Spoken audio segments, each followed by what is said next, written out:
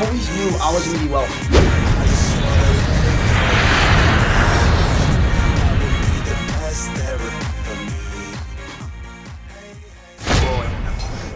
So we are out here at what's the restaurant called?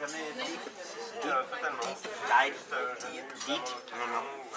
But we're here in Paris, France, and I wanted to share something with you guys really quickly that took quantum leaps in my business once I understood this concept. So it was one of the multi-billionaires, it was Charlie Munger, that said this. He said, too many entrepreneurs, what they try to do, starting off early in their career, and this was something that I struggled with a lot, is that they try to work too much in their business and not on their business. Now, what does that mean? So, for example, in my case, one thing that I learned from Peter Drucker, and he wrote the book called Managing Oneself, and he basically created the modern day MBA. And one thing in his book, Managing Oneself, is to know thyself. And most people may think that they know themselves, but they actually don't. I feel like a lot of people just walk around aimlessly, not knowing their actual strengths and their weaknesses. My mentor always told me, Austin, figure out your weaknesses and outsource them and delegate them, and then figure out what your strengths are and double and triple down on those. And as an entrepreneur, you got to figure out what are you good at and what are you not good at. What you're not good at is almost just as important as what you are good at. So, for example, in my case, I used to do my own videography. I used to do my own web design. I used to do my own graphic design. I used to do all my own things. And as an entrepreneur, one thing that I had was this controlling factor where I always wanted to do my own things. You know why?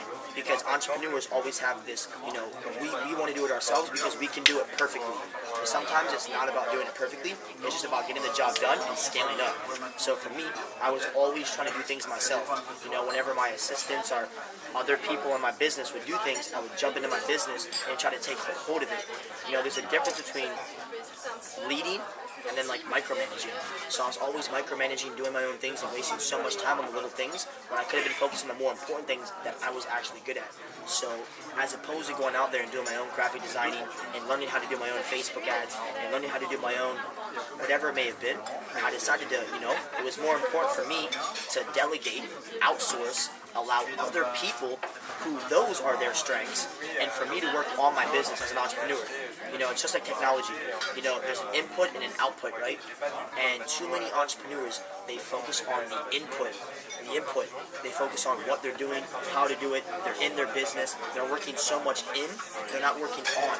And I think that was one of the things that once I learned, I started to outsource, scale up, and I was able to really get more done. I was more productive, more efficient, more effective, as opposed to me always wanting to get things done right. And another thing that's very fascinating is I see a lot of, it's 2017, call it what it is. A lot of people now are starting to become their own entrepreneurs, their own businessmen and businesswomen. And one thing that I learned is, sometimes, for example, in the NBA, you look at the Sixth Man of the Year award. The Sixth Man of the Year award, he's a boss. He comes off the bench, he substitutes, he doesn't start the game, he's not a starter, he comes off the bench, he's the Sixth Man of the Year, right? And he does phenomenal at his job. But if the Sixth Man of the Year would have an ego and say, you know what, I want to be the star all-star. And there are exceptions, James Harden for the Houston Rockets, he used to come off the bench for Kevin Durant, Russell Westbrook, and he would come in as the sixth man. And he said, you know what, I want to be a starter. That's a once in a blue moon, that's a 1 in a million. But for most entrepreneurs, they want to be the guy to come off the bench. And I realized this was part of my ego. If you look at the first 6 guys who started Facebook, the first 3 guys who started Uber, I guarantee you that the 6th guy who was involved in Facebook, he wasn't number 1, he wasn't Mark, he wasn't number 2 or number 3, he wasn't Dustin or Eduardo, he was the number 6. I bet he still made hundreds of millions of dollars. Still extremely successful. So what I realized is I learned to drop my ego and understand my place. not always trying to be the number one, not always trying to be the number two, not always trying to be the CEO or the guy in charge, and allowing myself to play my own place, understand my weaknesses, understand my strengths. Too many entrepreneurs nowadays, they want to be the number one guy when they're better off being the sixth man of the year. Because the sixth man of the year, still, in business, you look at companies, they still make a lot of money, have a lot of success. So for me, I was always that person trying to be number one, always trying to take charge, always trying to be the one working in my business, not on my business. So I dropped that ego and allowed myself to go, you know what, there's other people out there who are smarter than me, and I'll let them do their job. Or there's other people involved in the business or the projects where they are the number one guys, they are the number two, the number three. Maybe I'm number four. Maybe I need to step back and realize my place and my time for everything. So this was one thing that really helped me out a lot. And my last tip would be, one thing I learned about scaling up, hiring employees, is that when I started hiring my own assistants, my first year of having assistants, I fired so many different assistants. Assistant after assistant after assistant. I kept firing them because I felt like they weren't good enough. They weren't organized enough. They weren't doing the most. And this came from my ego. This came from my lack of understanding that not everything is going to be perfect. It's better to have the delegation. It's better to have the outsource, because call it what it is. Time is our most valuable asset, not the money. So if you can save time and still get things done efficiently and effectively, that's more important than getting them done perfectly. So over the past, 11 and a half months, I've had the same assistant.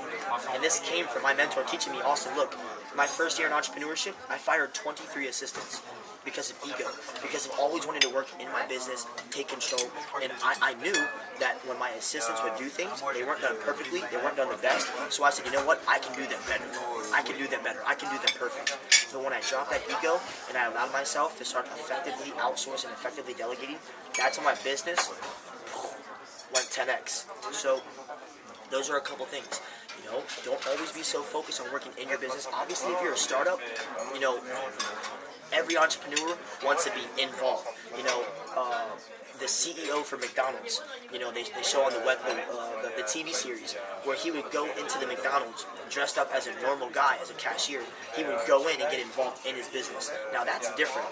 Once in a while, checking up, going in your business, diving in, seeing how things are working with customer service, with relationships, with every part of your business. That's different than always being the one working in your business and not on your business like a CEO should.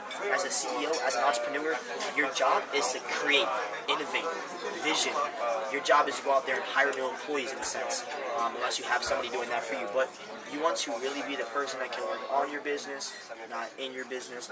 And I'm repeating this. I want to drive this into your head to understand that this is one thing that I've seen myself fail and other entrepreneurs as well. They're always involved in their business, not working on it. And also understand your place. Work effectively. Not being the one to always be number one, number two, but being maybe that fifth guy, that sixth guy, that seventh guy.